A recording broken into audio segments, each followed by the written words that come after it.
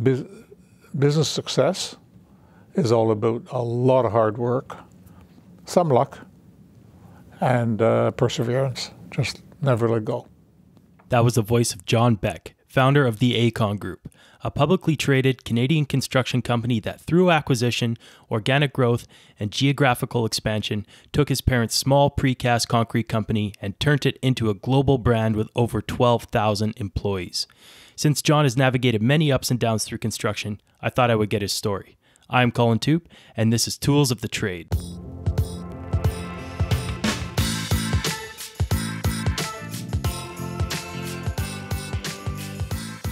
Welcome to Tools of the Trade, a podcast dedicated to the betterment of the construction industry.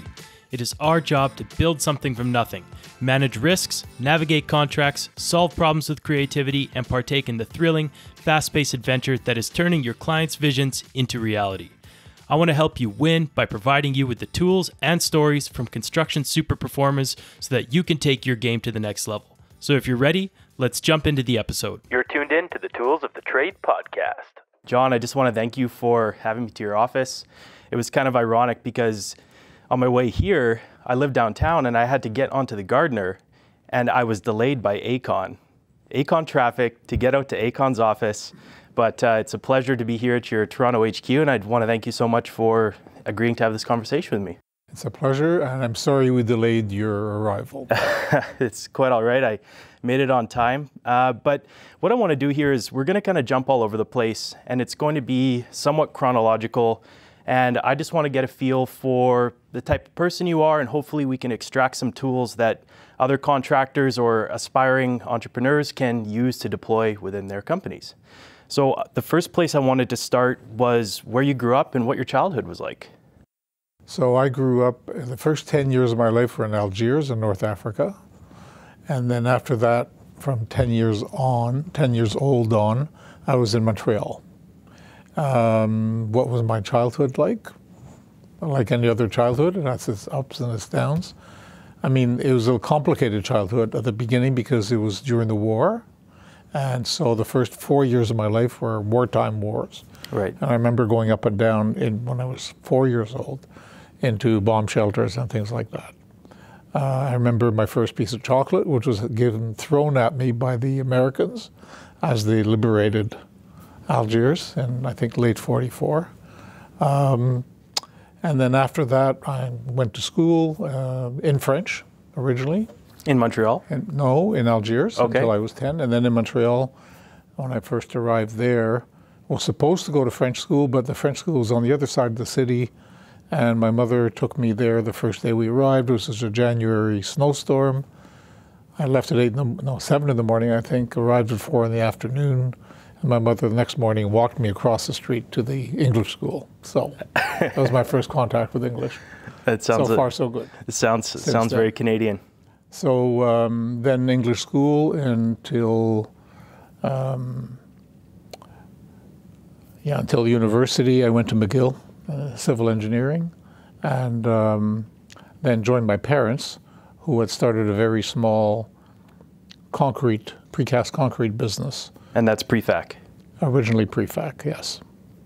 Other special things in my youth, I mean, learning the new language, adapting to the new culture, and finding my way more on the technical side of education rather than the soft side. So I was very good in math and in physics and those kinds of things. Mm-hmm. And so it was natural for me to take civil engineering when I went to McGill and got a civil engineering degree there.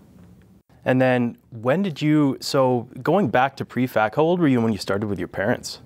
So I was right out of school. So it was 63, so I was 22. And was that the first quote-unquote job that you had, or did you have? No, I had job summers. Yep. Some with a company and some with others. My very first job was building above-ground swimming pools. It had nothing to do with my parents. And with liner, sort of plastic liner inside the structure. And my first day on the job, 8 o'clock in the morning, putting together, the structure was put together and you have to put the plastic liner in. So you have to kick the corners into the structure, and the first kick went right through the plastic liner. I think I was fired that day.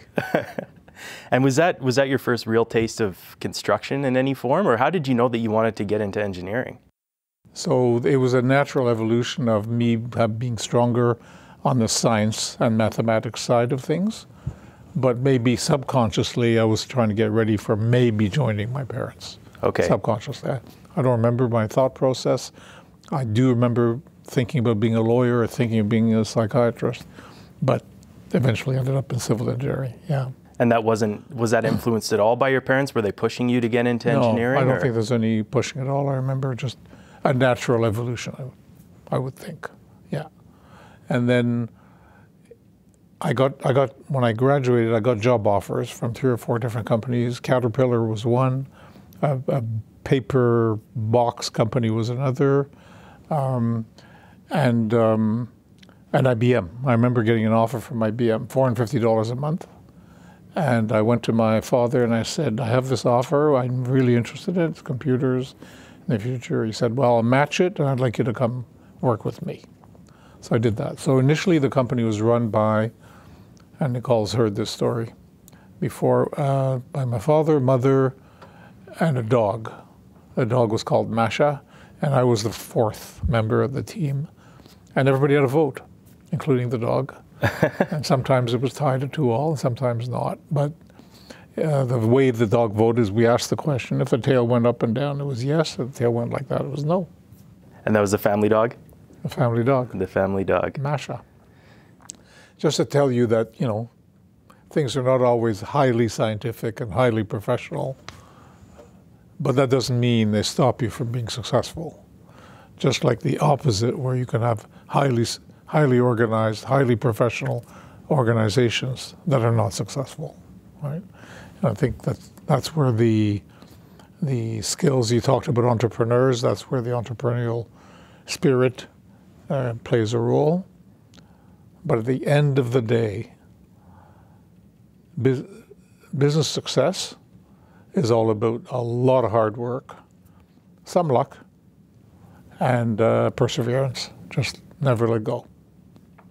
So how does Prefac and Adam Clark back in 1867 How does that fit? How does it fit? I was trying to do some research to put the pieces together, and we've got Lockerbie and Hull and all these other subsidiaries that were building these insane landmarks across Canada. Yeah. And then next thing you know, we have Aecon. Especially when we say we're 140 something years old, but John Beck is not quite that old. So how does that all fit together? Can you sum it up for me? The company was founded in 1963. Okay. It was, I think, incorporated in 1957. Did I say 63? Sorry. Yeah. 53. Was incorporated, I think, in 57, if I remember the original seal. And I joined in 63. So that's the genesis, right, of the whole thing. And when we talk about Adam Clark as an example, it's a result of a series of acquisitions that we did over the years. And so our claim to fame is if we acquired a company that actually started in 67 or whatever it was, we say that we're that old through acquisition, not from the time that we were born, but from the time that others were born that we acquired. So I see. Now, when we bought Lockerbie and Hull, it had already acquired Adam Clark before. And so it was a double sort of acquisition moving backwards from that. But we did other acquisitions where companies were founded 1901. So Foundation Company, which was the largest construction company for decades in Canada, was founded in 1901. And so we acquired that. So that's another history. In Montreal, they'd built the Windsor Station in 1910, right? So that's another story of something over 110 years old. Right. In Canada. So Brantford, Montreal. But that's the explanation for the Prefac and the Adam Clark.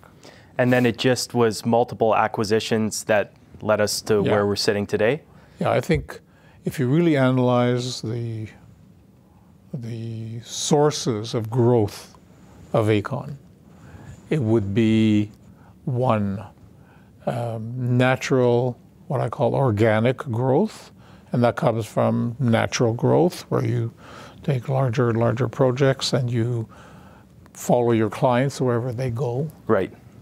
The second one is geographic growth, where you acquire, you move into new territories where you haven't been present before.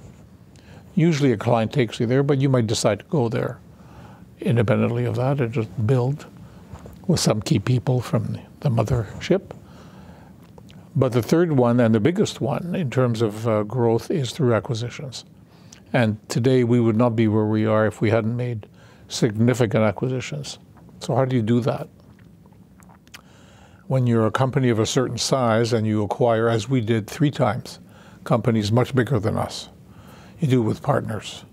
You do it with strategic partners, you do it with financial partners, sometimes with a plan to get rid of them over time, and sometimes through divergence of interests over a period of time where the partner doesn't want to stay, or in one case the partner wanted to take over the whole company and some of the shareholders didn't like that. Now, what allows all this to take place, or what helps it to take place, which you can't do as easily with a private company, is being a public company, broadly owned and held and many shareholders. So we went public in 1971, which is just 8 years after I joined. And I didn't realize what we were doing at the time. There were many reasons we went public, and I'll come back to that. Yep. But the core reality of once you're public is, oh my God, now I have a board of shareholders. Yeah. Now I can't write myself a check for $100,000 if I need some money, on a whim. And my shareholders expect growth, and they expect returns. That's right. And so all of a sudden you're in this road with guardrails on each side, and you just can't get off, which is you got to keep growing, you got to keep your shareholders happy, and you got to stay focused on what you're doing. And you got to not make too many mistakes along the way, and we made lots. Why did we go public? So in 1970, we were in Quebec, and trouble was brewing. There was a separatist movement. There was a terrorist movement, the FLQ, Front de Libération du Québec. And in the fall of 70, there were kidnappings and there were murders and there were bombs and all kinds of things happened. There was a War Measures Act that Trudeau decreed. So it was a very complicated time in Quebec.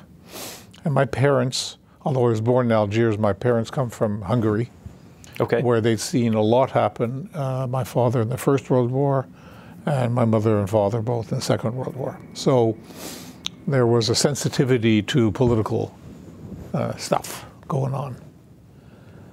So in the fall of 70, things are a little rocky, and a friend of mine comes to me and says, I can take Prefac, it was public.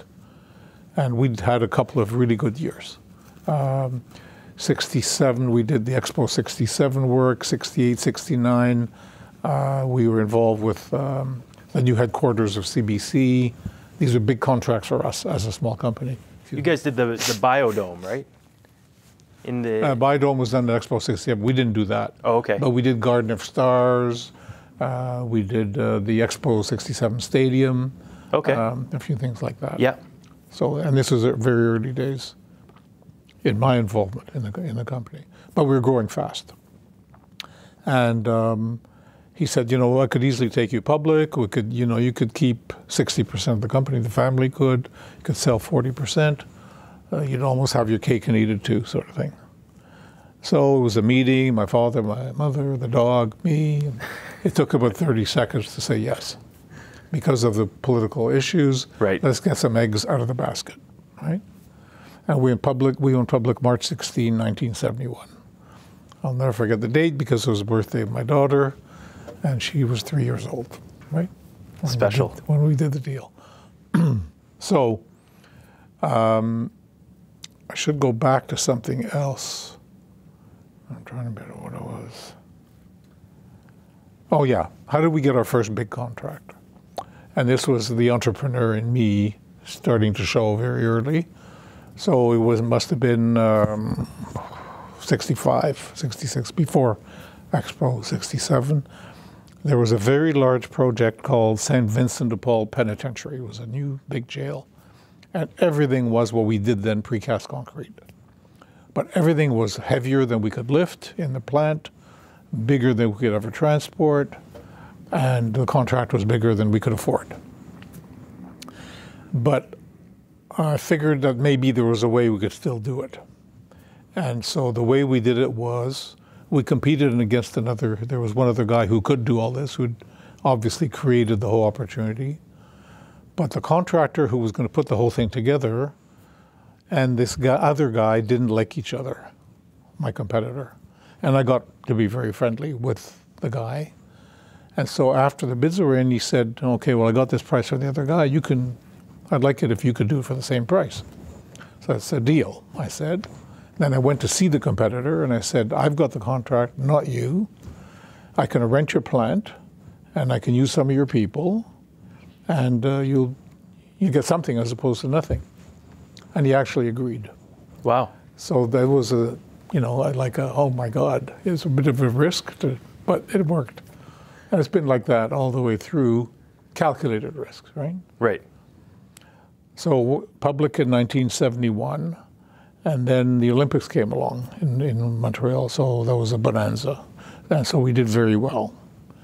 I'm going through the whole history now, if that's okay. No, that's great. Yeah, okay.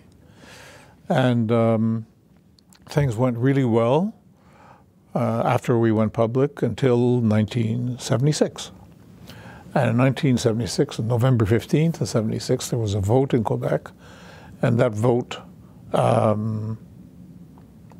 was electing a separatist government, which created major economic impact on the whole province, and everything stopped. In the construction business, everything stopped. Now, we had started a little bit, independent of the vote, shipping to the US. We'd started a little bit about looking at where we might grow next, the geographic expansion, and we looked at Toronto.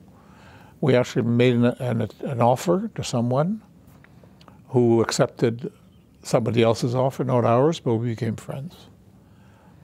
And so when this vote came, and there was going to be no business except finishing whatever contracts we had, including with the government, because we were not seen as pure French Canadians. Although we had French Canadian employees, and I speak French, the accent is different, and it was very, very xenophobic at the time. So this guy that I got to know that we were going to acquire in Toronto had been acquired by somebody else. But that a guy who had acquired them, company's name was Agra, big company, and the company they acquired was called Beer Precast, beer like drinking the beer. And we both agreed that we together would go to Calgary. Further growth, we knew each other, we thought we could complement each other, and so on. And I started traveling to Calgary a lot. And then, sure enough, we got into trouble in Calgary. And the people we sent were not quite the right people, and they were fighting with each other, and they were fighting with the client. So one night I came home, and I told my wife and kids that we're moving to Calgary. And we left in 77, a year after. And the 77 to 82, 5 years, roughly, were boom times in Alberta.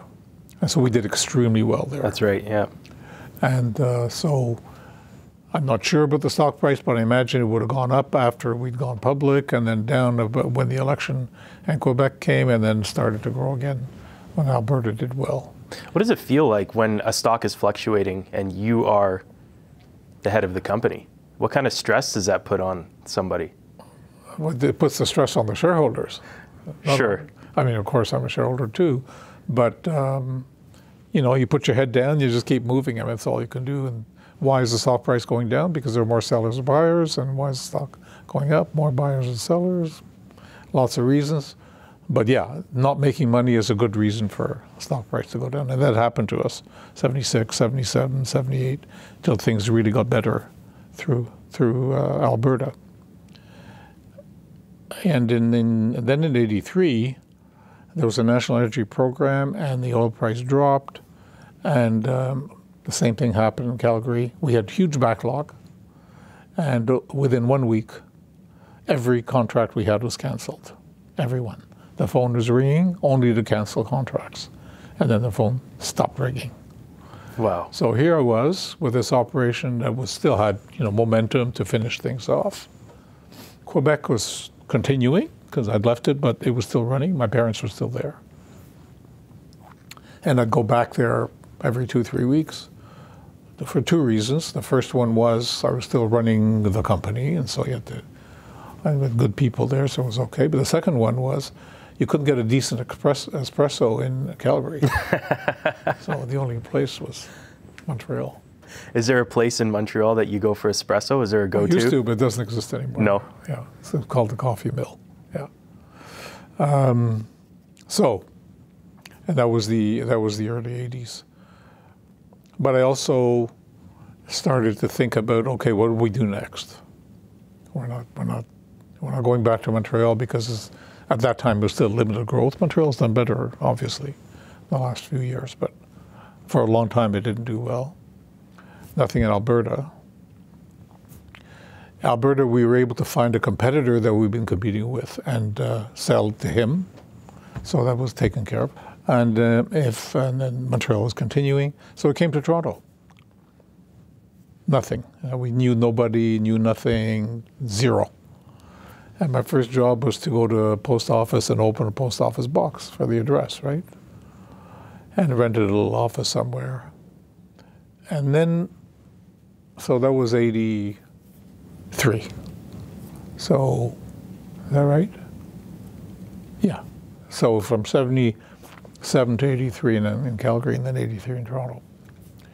And from the first day until the spring of 87, so that's 4 years, breakfast, lunch, and dinner every day was with somebody else looking for the next opportunity for prefac. It was still prefac. Now, in the meantime, our partners in Alberta and us had agreed to bid out a project. We were going to go to the U.S., and there was a big stadium to be built in Syracuse, which you saw recently.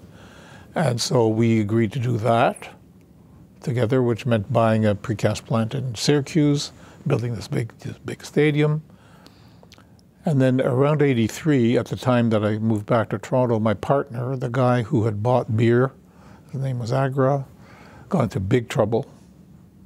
And I got a phone call one day from his bank saying he got 24 hours to pay back a certain loan, and heavy financial pressure. Got through it, took over everything that his interests were, so became. So one of the things that's interesting about partnerships that Prefac's been involved with, and then Armbro and now Aecon, has been that we've gone to a lot of partnerships, many of which we ended up owning the whole thing in the end, one reason or another, or buying out a partner or something like that. And that's one of the reasons we've been able to grow. I don't know how each one happened, but it happened. And so in Toronto, got to know certain people as part of this breakfast, lunch, dinner every day sort of thing, who wanted to become shareholders of Prefac, and we're going to bring other businesses into it, real estate and retirement homes. And we started that together, and that's the first time that I went down below control. So up to now we had 60% control of the company, and then we had a strange alliance with somebody who took us down below 50 for a while, but a right to buy back. So, and eventually we did buy back, Yep. So instead of 60. But this deal changed the prefac, and it became, I went down to, out of the 60%, a third, and the other a third of 60. So 20, 20, 20. So together we had 60, three of us. And that was the first time I looked at my parents and said, okay, with this family, he's going to give up control here. You okay with that? And the way you always make these business decisions is you say, okay, well, you have a smaller piece of a bigger pie. And if the net result of that is more than it was before, then it's okay. Not complicated, but provided everything goes well. And so that was okay for a couple of years. Do you know the Flatiron building downtown Toronto? Yes, yeah. Church and front. And Yep. So my partners had offices there, and so I got an office there. So I got, the prow of the building. That's right, yeah. On the ground floor, I got that office. Rounded windows, so it was like, wow. With these two partners, they were great, they were well connected, they were Toronto boys. And we're now in the retirement home business and real estate, and maybe we're going to be in the construction business, right? And we were, kind of, because Quebec continued in a small way, and we kept shipping stuff to the U.S. And I landed because of relationships with Ellis Dawn, I landed the Dome, which is now Rogers Center, which is all precast concrete and so on. So I was very busy doing that while they were busy doing the other stuff. And then a friend of mine who had helped me with some other deals and acquisitions called me one day and said, there's this road building operation available for sale called Armbro. Would you be interested? I said, yes, I would be. Talked to my partners, 4 times our size. And then I got a call back saying, we decided you shouldn't be on the list, you're too small. Well, I was quite hurt personally because I said, I've got the group who can do it, but oh, no, you're too pipsqueak. So, okay. And the guy was a good friend of mine, David Ward. He was with a company called Burns Fry at that time, which became Nesbitt Burns, which became BMO. Right. And all that. Yeah. Christmas Eve, I got a phone call from him. He says, you still interested? I said, yeah. I said, I thought we were pipsqueak. He says, oh, it's okay. We thought about it again. I mean, it turned out a lot of the others bowed out. He says, so if you're interested, I need a hard offer committed before New Year's. 7 days. Christmas to Easter to New Year's. Well, that took a bit of a scramble. But we, through my partners and through the people who could back us and so on, we put in an offer. It was accepted in January. And we closed in March, I think, something like that, of 87. I think it was March 16 again. I think I picked that date. And we became the owners of Armbro, which was 4 times our size, a big road building business. And then for the next 3 years, it was all just dramatic growth. So we were finishing the Dome. We were now a big road builder, aggregates, ready mix, name established. My 2 partners well connected, we're doing real estate, and the real estate market started to go down in Toronto in 90. And then 91, 92, things started to get we'd overexpanded on the real estate side. Construction was okay, roads and everything else. But all of a sudden things were getting squeezed, the banks were starting to get tight. And my partners had been the kind of partners that, the sky's the limit. Just keep going, borrow, take risks, not my type of guy. And one day I read in the newspaper headline, saying that my partner's shares have been seized by banks. Well, that was an interesting surprise and conversation. They'd pledged their stock, borrowed all kinds of money, never told me about it. They're not allowed to do that according to the shareholders' agreement. Right. And all of a sudden, the company was in trouble, and the board, because they were all members of the board, public company, was in trouble, and a lot of the board members were their buddies. And there was a major crisis, major. So I then found out that not only had they pledged their stock, but they'd actually made deals to acquire more stock they weren't allowed to do because we're supposed to be 3 equal partners. So they basically cheated me. And I didn't like that. So I went around to find an alternate board which would change the whole direction of the company, make the deals we had to make with the banks, get rid of these guys. And it's called a proxy fight. And I declared the proxy fight because you have to declare these things publicly. They fired me. So I was no longer, that's the only time I've been unemployed. It was 30 days where I was living with investment bankers to figure out how we're going to take control back. Right? And it took a lot of doing and a lot of talking to my partner's lenders, who now own the stock, to vote with me instead of voting with them as we battled over what the board would look like. And the day before the vote, they conceded. And so I was back in. But because we'd gone through what we'd gone through, the lenders, who are now a big part of all this, said, we're okay with everything, and we're okay to Beck to come back, and these guys are gone. And we have a new board, which included Butel and many other big names, which I've been able to enlist. But I'd like you to, we're going to take you as general manager. We're not taking you back as CEO.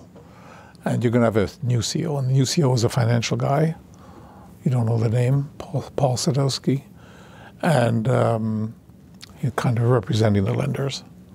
And so I said, okay. And so I went to the corner. And you know how you go into the corner, you face the wall, you've been punished. And you got to do whatever you got to do, your penance, which I did. I continued running the company. The guy knew nothing about the business. That was 92, 93. And then I got a phone call. And the phone call is, because we were a really good road builder at the time, and that had never stopped. All the other mess, the road builder was protected, and it just kept going. It was continuing cash generator. Of course, the stock had gone to almost zero during the battles and everything else. And the invitation was, would we join a consortium to bid on Highway 407? And I said, well, I'd love to. And this is the birth of P3 in Canada? Yeah, I'd love to, but you know my financial condition. And they said, oh yeah, we know, but we think you should be a 4th member. And so I agreed, we put the bid together, we won. And that just turned the whole company around. The stock price went like that. And I was very flattered because although we were 4 partners and we were in financial difficulties, they treated me as an equal until the day we had to put up letters of credit and bonding and everything else, which we couldn't. And they said, well, look, we'll take you down to 10%. We'll take care of everything for you. I said, no. 425s. And they kept pressuring me. So I said, okay. And I went somewhere else to get financial backing so that I could stay at 25. So we got equal respect around the table. And then I was flattered because they asked me to actually run the project for the consortium. Usually you don't do that. You have 4 partners, you get an outsider to do it. But in this case they did. And turned out very well. Big success.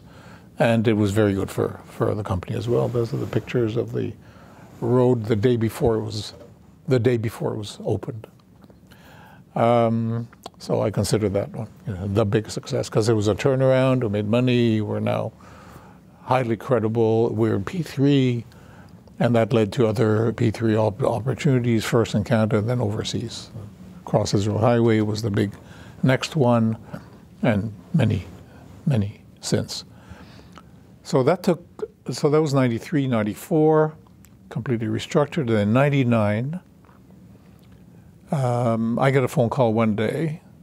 There's this company for sale who happened to be our partner in the 407. So I knew them very well. And but again, they were 4 times our size.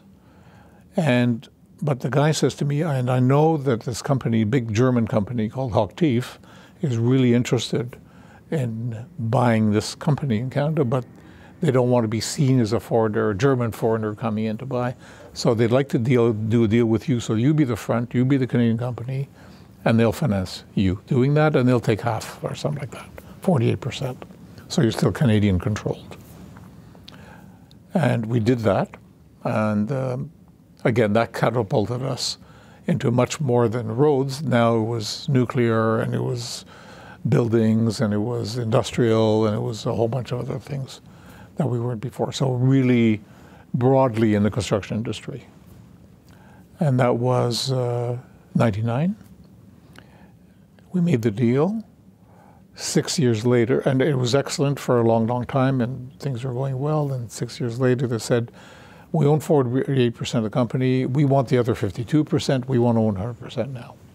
They weren't so worried about being seen as controlled at that time. So the name changed to Aecon.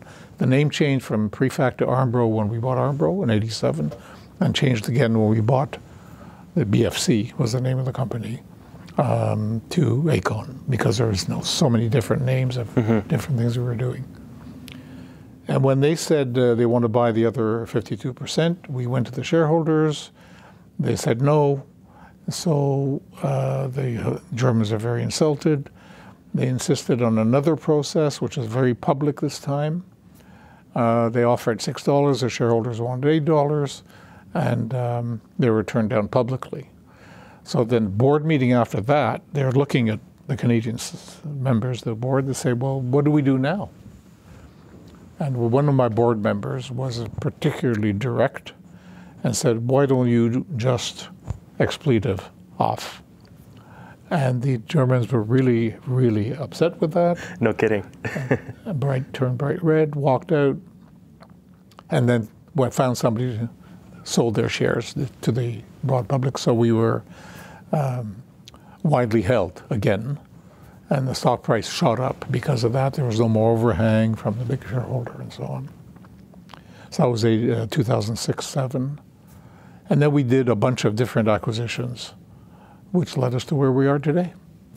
That's quite the story. I know we're approaching time here, and I'm sure. I'm sorry I didn't get a chance to ask questions. That's fine. It's been an amazing story. One thing I did want to ask you though before we part ways here is, what's one piece of advice or something you'd like the younger generation of construction to think about? So first of all, the construction industry is one that it's not for everybody, right? It's something that is it's swashbuckling, right? It's you win, you lose. There's a lot of action, and not all contracts go well, and you're dealing with elements, things that you can't control, difficult clients, and so on.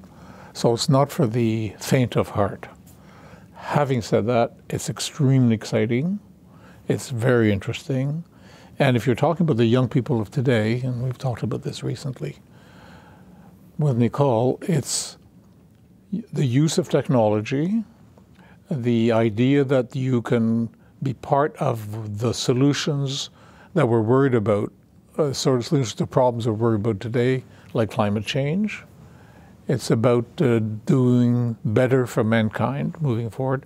There's going to be a transformation in the whole transportation system that requires a huge infrastructure change and evolution and so on. The face of cities is going to change as a result of that, of autonomous vehicles and electric power and all that. So there's real opportunity to contribute to changing the world for the better in the future. And so I encourage my grandchildren today to consider that. Now, they're all different entry points. There are the workers, the trades, and then there's management, and then there's shareholding, and all of that. At all levels, I think there's tremendous opportunities. It's a thriving industry, and frankly, there's a shortage of really capable people at all levels of our industry. Absolutely. Yeah. And so as a result of that, it'll be financially rewarding for those who dare Dare to play the game. And grow with it. Yeah. Yeah. So that'd be my advice to those. Now, like any business, has its ups and downs, and you need to be, as I said right at the beginning, you need to be very hardworking. You need to persevere, but it'll pay off. Well, this has been awesome. Thank you so much for the wisdom and great outlook for the future and the story, and for having me in your office. Pleasure. Thank you so much. Hey friends, Colin coming right back at ya. I hope you enjoyed this episode and are enjoying the tools of the trade. Do you think you could help me out? Pause this right now, go back into your podcast player, leave me a 5-star review, and then share this with one person you think could benefit from it. And now that you're back, I highly recommend checking out the detailed show notes on each one of my guests over at toolspodcast.com. And while you're there, join in on the conversation on your favorite episode, follow me on social media, and sign up for the newsletter. Much love to all of you guys for the support in my journey. We are construction. And don't forget, there is no proof that life is meant to be taken seriously.